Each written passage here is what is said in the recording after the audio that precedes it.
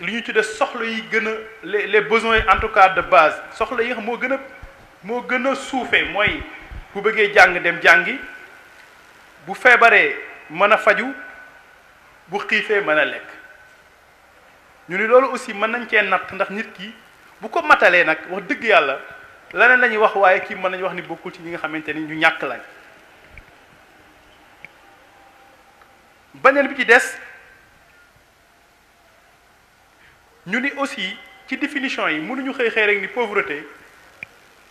dañ koy réduire ci koo xamante ni dañuy wax ni li muy gagné montant lu monétaire la mooy daal kii am na salaire boo xamante ni mi ngi koy am ma joxe un exemple ñu ni daal Serigne Issa moom mi ngi gagné 100 000 Mamadou Dieng mi ngi gagné 100 000 donc ñoom kenn pauvre ci loolu nee na bu ñu ko définir noonu mën nañ ci juum parce que Issa mën na am 100 000 francs mën na ci dund waaye Mamadou nag xëy na ak famem bu bëggee dund ci 100 000 dina mujj quand même nekk ñoo xamante ni mën nañ leen considérer comme ñu pauvre lay nekk moo tax ñu ni kenn mënu ko rek définir ci wàllu monétaire ci nit ki li muy gagné loolu dafa bokk ci li nga xamante ni mooy définition yi. donc bu ñuy def analyse nag ci perception yi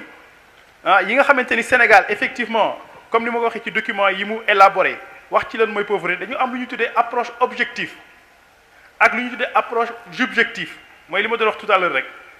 mooy approche objective bi mooy ñu mën ci sukkandiku ci information yu bari yu ñuy am à travers un indicateur monétaire ou non monétaire mais nag nit ki moom mën nañu wone ni am na loo xam ne ni bu koy gañee nag ci wàllu koppar par mois xam nañu du ko pauvre mën nag feeñ aussi ci yeneen ca na muy nekkeek na muy dundeek yooyu aussi ci sunu dëkk yi mën nañ ci xàmmee nit ku ñàkk wala ku ñàkkul moo tax sax ñu ni ci approche subjectif bi wax nañ ni ki nga xamante ni condition de vie am dafa xaw a nekk yu xaw a metti dañuy yëg ni mënul faj li ñuy tuddee les besoins primaires wala les besoins sociaux primaires kooku mën nañ jàpp ni ku ñàkk la koo xamante ni ndóol ñoom sax ci wolof yi ñeneen li ñu gën a utiliser mooy ku ndóol bu ñu la gisee dañ naan boo melee noonu munoo est-ce que kon mën nañ ko classer ci ñi nga xam ne dañu leen tuddee ñi amee pauvreté extrême. beneen bi ci tegee mooy walaakaan sénégalais yi ñoom ñetti termes yooyu lañ am en tout cas wolof yi que ndóol moom la ñuy wax miskin ak walaakaan gis nañ ni également lu ñu tuddee pauvreté ci suñ dëkk yi nga xamante ni mooy dëkku Afrique yi même ci dëkk yi nga xam dañu développé sax dañuy gis ni côté lu ñu tuddee banlieue mooy dëkk yu ñu nekk wala lu ñu tuddee àll ba mooy ci fi baykat yi nekk gis nañ ni fa la pauvreté bi gën a amee doole ñu wax ni bu dee ci àll bi la mooy zone yi nga xamante ni ay zone rurale la ñu ni 72 ba 88% ña fa dëkk dañu pauvre loolu nag document la boo xamante ni Sénégal moo ko defar ànd ci ak bien sûr les partenaires étrangers mais ànd ci également ak les partenaires sociaux ànd ci ak syndicats yi ànd ci également ak en tout cas je peux dire couche population yëpp ñoom lañ dajale pour ñu doon ci xalaat ñoom loolu lañ d'accord bi ñu nattee que loolu mooy wone pauvreté ci àll bi wax nañ ni également gis na loolu xëy na sax mën na nekk ci cause yi mooy xam naa dañuy profiter sax duggalaa ci cause yi mooy ñi nga xamante ni seenum njàng soriwul ci document bi dañu wax ni 89% des chefs de famille ñu wax dañu pauvre en tout cas ci 100 yi boo jëlee 99 yi ñoom ñëpp amuñu am njàng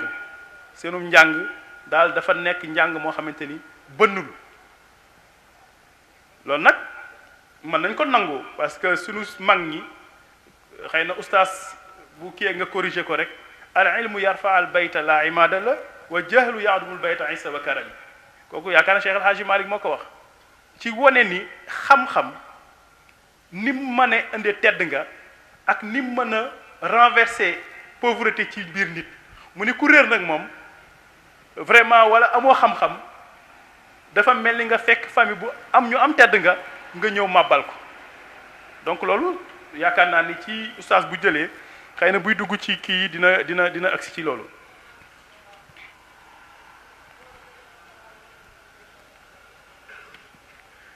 beneen aussi liy waral cause yi wax nañ ko léegi bokk na ci ni foo fekk pauvreté am fa boo moytul guerre du fa jóg loolu ñëpp d'accord nañ ni lu ñu mën a nangu la dem nañ sax ba wax ni ñi nga xamante ni ñooy def terrorisme ñi nga xamante ni dañ leen di engagé ñu nekk ay jihadistes ñu nga xamante dañu dem ba en tout cas amatuñ yaakaar ci wàllu seen ëllëg ñu proposé na opportunité ñu dem nekk ay jihadistes donc loolu bokk na ci cause yi nga xamante ni muy guerre yi mais bu amee ba pare dinañ mën a exploiter ña fa nekk pour dugal leen ci yenn yi. beneen bi ci des yëg nañ ni également ci cause yi mauvaise gouvernance day am mooy comme suñ dëkk yi li fi am ñëpp xam nañ ni li am ci réew mi ci richesse li fi am ci njariñ ak ci luñ mën a dundee buñ ko yaxanaloon teg ko ci yoon xëy na pauvreté bi aussi du jeex mais dina wàññeeku moo tax maa ngi koy wax mbokk mi léegi ma ni man sax bi may def baax bi may def gëstu bi dama ni est-ce que lutte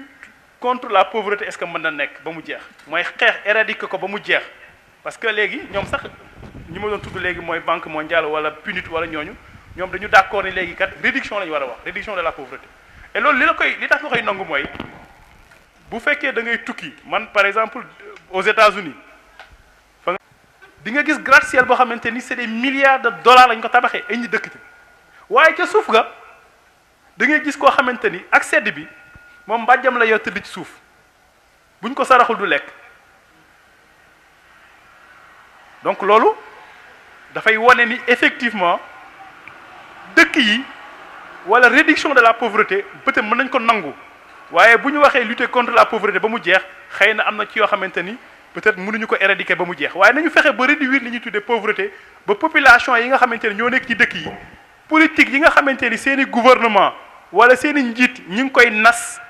ñu fexe ba yéwénal ko ba xaalisu dëkk gi mooy gafaka gi nga xamante ni mooy gafaka dëkk bi ñu mën ko yaxanal ba ku nekk mën cee jot ba mën a faj sa soxla donc moo tax ñu ne effectivement cause yi nga xamante ni waral na pauvreté aussi en Afrique gis nañ ni mauvaise gouvernance ci am na ci et loolu li koy firndeel mooy dëkk yi nekk Afrique dañ jàpp ni ñooy dëkk yi gën a émergent ñoo ëpp actuellement nii bu ñuy wax développement gis nañ ni am na démocratie mais am nañ lu ñuy tuddee ay charte yu wér ci lu ñuy tuddee la bonne gouvernance boo demee tey jii fu mel ni Kigali Paul Kagame gis nañ bi malgré problème yi fi amoon bi mu ñëwee jël réew mi tëral ay politique yu leer tëral ay doxalin yu leer sakkanal koom mi réew mi am gis nañ ni ci lu ëpp ca réew ma en tout cas ma ngay xeex bu baax la ñu tuddee pauvreté donc kon cause yi mën nañ wax ni loolu ci la bokk.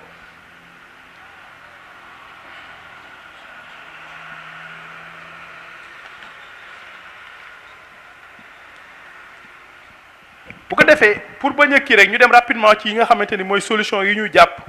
waa cause mën nañ dugg ci cause yi ba léegi parce que wax nañ ni ci cause yi gaspillage am na ci cérémonie familiale kooku lu am solo la wax nañ sax ci benn étude nii gis nañ ni Sénégal ci wàllu yàq ci wàllu xew ngénte ceetal wala xew di nga gis famille yoo xamante ni la ñuy yàq ca xew ma mën nañ cee dund ay mois c'est-à-dire que mën nañ ci dund mat 5 mois ca la ñu yàq ci xew wa donc loolu bokk na ci cause yi kon nag war nañ fexe ba yaxanal li nga xamante ni mooy suñu koom comme ni ñuy def yi nga xamante ni ñëw rek jox la ndawtal pour nga yàqaat ko ci xew yi foofu demewul noonu dañ naa la nombre d'invités yi nga mën a capter ci chinois yi moo lay permettre nga mën a monter business bu dëgër mooy bu ñëwee invité yi ba ci restaurant bi ku nekk da ngay génne 100 euros wala nga génne 150 euros teg ci table bi duñ ko jox sax directement ñi nga xamante ni ñooy ñaar couple yi bu ñu ko téyee mu nekk benn montant bu am solo bu ñu defee seen cérémonie def seen fête ba pare nag bu ñëwee ñu jox leen ko xam nga loolu am na solo mais Sénégal c'est le contraire donc moo tax suñu dëkk yi aussi surtout ci jigéen ñi sax laay wax macha allah nangu nañoo liggéey nangu nañu daan seen doole mais lu ñu liggéey benn xew mën na jot ñu dugal ko ci donc loolu je pense que loo xamante ni lu jara éviter la. beneen bi ci des mooy wax nañ cérémonie familiale mais même des cérémonies religieuses parce que am na ci xew-xewu diina yoo xamante ne aussi ñu baal ñu muy Tiwaawan di Touba am na loo xam ne yàq lañ ko mën tuddee ndax loolu aussi li ñu ci may li tax ñu mën a wax loolu maa ngi déglu ci waxtaanu Serigne Cheikh ñu ne am na benn Serigne bu àndoon ak taalibeem di dox ba xiif sonn trop taalibe bi ni Serigne bi waaw xanaa comme say yàlla ji war nga ko mën a ñaan au moins mu defal ñu loo xamante ni ñun sonn nañ trop ñu mën a xewlu au moins ñu toog rek lu dul ay plat yi bool yi wàcc fes dell ak ay ginaar ñu ni taalibe bi sëriñ bi daal amoo morom vraiment lii moom xam naa ni sa sëriñ bi sa kii bi loo ko ñaan rek may la mu dem bay jël loxoom di lekk sëriñ bi téye ni ko bu doon yàlla la ñun ñaar lañ dafay indi plat rek ñu lekk ci suur pare ci waaye lii saytaan la pour wax la que loolu bu koy wax te pour jàngale moo tax c'est vrai nekk nga gàmmu nekk nga màggal vraiment war nga berndeel ñu baal ma nag parce que bala may tooñ waaye tam nag aussi war nga def loo xamante ni dina équilibré ba ki nga invité dina lekk ba suur waaye yàq du am parce que yàq ala kulli alin yàlla bëggul yàq donc gis nañ ni également dafa nekk une utilisation war na xalaat ban métier la mën a jaamoo yàlla mais ban métier la mën a def ba mën a am teraanga kooku d'abord responsabilité individuelle la ku ci nekk ci ñun war nga tànn métier moo xamante ni non seulement ni ci mën a jaamu yàlla mais dina la permettre nga mën a faj say soxla loolu nag nit ki moo koy décider mu nekk responsabilité moo tax góor gi am ci bari yu ci wax Serigne Cheikh xam nañ ni doomu soxna la gis nañ trajectoire am ci wàllu politique pour wane ni ku nekk mën nga def politique waaye nii lañ ko war a defee Serigne Cheikh un homme d'affaires gis nañ ko mooy Serigne Cheikh boo xamante ni soli costume lay def di liggéey loolu bu koy def xëy na pour jàngal njaboot moo tax kuy njabootam war nga rey sa bopp ci loolu moo tax teel na la wax ni la diine du métier kenn du ko dunde góor du ko dunde wax la politique du métier mooy li ma wax donc ku ci nekk ci ñun war nga def activité boo xamante ni war na la permettre véritablement nga mën a faj say soxla beneen bi ci des mooy boo amee métier ba pare nag nga xool nooy yaxanale li ngay am ca métier moomu lu am solo la xam nga lu ñu koy tuddee éducation financière il faut savoir prioriser say achat boo liggéeyee bay am as tuut man nga nag commencé xool yow nooy yare sa bopp ci lu ñuy tuddee éducation financière kooku il faut ñu dem jàng ci tubaab bi di nga gis ñoo xamante ne ay milliardaires lañ mais bu ñuy dugg supermarché dañu yor kayit seeni priorité lañ ca bind parce que xam nañ ni boo duggee ci rayon yi ci supermarché bi boo deful ndànk di nga jënd loo bëggul mais loolu jullit moo ko war a def mais ñun dañuy jóg rek dem marché fii kenn du jigéen ñeeg ñëpp a ci yam kenn dañuy xëy rek jël seeni siwo dem marché moom yàlla boo gis benn affaire rek jënd ko fekk yow loolu sax tax la woon jóg donc am na solo nga planifier say achat lu am solo la te loolu mën na bokk ci li nga xamante ni mooy solution yi dàq pauvreté parce que boo amee métier di ci am as tuut cumul yi ngay def ci li ngay denc moo lay permettre nga dem ci benn niveau boo xamante ni xëy na pauvreté dutul mën ak yomb pour dal sa kaw loolu lu am solo la bon bu ñu waxee éducation financière nag dañu wax ni mooy nit ki daal yar boppam ci naka li mu am naka la koy mën a yaxanale ñu ni mooy nga mën a compter apprendre à compter il faut que li ngay am par mois nga xam ko bu dee commerçant nga xam en moyenne li ngay am c'est-à-dire que li ngay am bu fekkente ni yaa ngi koy jaay lu ëpp recette c'est-à-dire que kooku ñi nekk ci entreprise yëpp xam nañ ko comptable yëpp xam nañ ko c'est-à-dire que rubrique moom dafay am lu ñuy tuddee recette ak dépense ci entreprise bu waay war a am te ku ci nekk yor sa métier di liggéey entreprise nga yor sa entreprise bopp nga yor entreprise individuelle bis boo yégee ni la ngay liggéey recette la ak dépense gis nga ni kii bi nu mu tuddati dépense ñoo ëpp recette xamal yow ngi jëm fayit nga jëm doolu ci da ngay dugg ci ndóol donc war nga fexe ba ni ngay organiser woo ak quel que soit li ngay gagné mu am montant boo xamante ni di nga ko yaxanal pour permettre la bu dee sa capital la nga mën ko yokk bu dee kii salarié nga mën a fexe ba def épargne bu la permettre nga mën a faire face ak yenn besoins yi nga xamante ni da nga koy amee ñu ni donc kon li jëkk ci éducation financière mooy apprendre à compter apprendre à gérer un budget boo amee fekkente ni yow xam nga ni sa famille 200 000 ngay am war nga mën a fexe ba 200 000 yooyu famille bi en tout cas besoins yi gën a primaire ñu mën ko priorité du lu détail rek nga dugg ci parce que am na loo xamante ni détail la du farata pourquoi nga bëgg gën yow loolu doo ko xañ sa bopp et loolu moo la yóbbu ci pauvreté donc moo tax c'est important ci éducation financière nga mën a gérer budget bi nga xamante ni moom nga def pour sa kër waxuñu na nga nay ma dama koy wax sama ñi may ànd ñëpp dama leen koy wax dama naa leen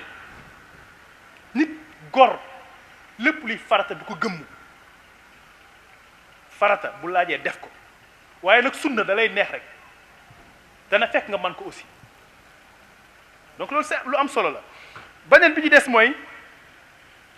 c'est des détails mais c'est important ñu ni ci wàllu aussi bu fekkee da nga bëgg génn ci pauvreté am nga activité am nga lu ñu tuddee éducation financière léegi li des mooy contrat sax muy savoir lire un contrat de crédit parce que ñëpp xam nañ ni ci dëkk yu ñu nekk am na ay possibilités nit ki pour mu yokk koomam mu dem ci li ñuy tuddee banques yi wala mu dem ci institution financière pour ñu jëm ko jàppale mu yokk liggéeyam ñu ni c'est important bala nit di jël dara ci xaalis di ko war a liggéeyee na xam fan la koy dugal na xam également bu ko fa dugalee est-ce que dina nekk njariñam wala du nekk njariñam na xam également banque bi bu amee soxla ba dem ci banque bi bu mu précipité wu bu ñu ko lebalee xaar mu jël ko na xam d'abord contrat bi ñu koy jox na ko lire na wut choix également ci li nga xamante ni mooy crédit bi mu bëgg a am donc loolu aussi bokk na ci solution yi nga xamante ni nit ñi buñ ci taxawee jëm ci xar seen tànk tubéy ku ci nekk ci ñun war nga mën a am sa entreprise individuelle développer ko ba mu nekk entreprise bu mag boo xamante ni yow di nga non seulement di nga jógee ci pauvreté mais dina la permettre ñeneen ñi nga xamante ni ñoo nekk société bi nga mën leen a liggéeyloo. jeex na de 3 minutes ok bu ko defee maa ngi tudd léegi que loolu aussi lu am la ci foofu lañ toll jamono bi ñu toll nit ki bu amee xalaatam defar ko ba war a commencer def activité capital ko tuddee programme de promotion de la microfinance islamique pour vous dire que sax Malaisie modèle bi ñu amee yaakaar naa ne ci wàllu microfinance islamique lañ moo leen permettre lu ñu xeex ci ndóol gis nañu benn dëkk amul en tout cas ci performance amul te ñoom fi ñu sukkandiku ba xeex ko mooy def lu ñu tuddee microfinance islamique et Sénégal yëgg naa ni mi ngi dugg ci loolu bu ko defee rek yooyu programme aussi faut pas que ñu yàpp ni rek ñun voilà ñu ngi ci daayira bi ñu ngi ci jàkka yi non li xew ci réew mi mu dëppook seen ay réalité nañu dem ci loolu donc c'est important te gis nañ ni finance islamique mën na wàññi lu bari ci pauvreté parce que du wut intérêt mais profit lay laaj am nga projet ñëwal ma financer la ko voilà contrôler la bu fekkee da nga am réussite ñu partager les profits bu fekkee da nga perte ñu bàyyi noonu donc loolu je pense que c'est important et état bi actuellement toll na foofu donc ñu ngi éviter rek sunu mbokk yi pour que yëf yi bu mu compliqué trop nañu xool rek par rapport ak seeni réalité nañu xool par rapport ak yitte ak jumtukaay yi nga xamante am nañ ko pour mën a xeex pauvreté bu ko defee mbokk yi mi ngi may signaler ne ma temps bi jeex na bëggoon naa rek bala may terminer benn ayatul quran boo xamante ni war na mën a résumer à peu près li ñu doon wax mooy wabtaxi fi ma ataaka Allah daaral axira wala tansa nasibaka min ad-dunya wahsin kama ahsana allahu ilayka wala tabqil fasada fil ardi inna allaha la yuhibbu loolu xëy na oustaz dina ci dugg wax que nit ki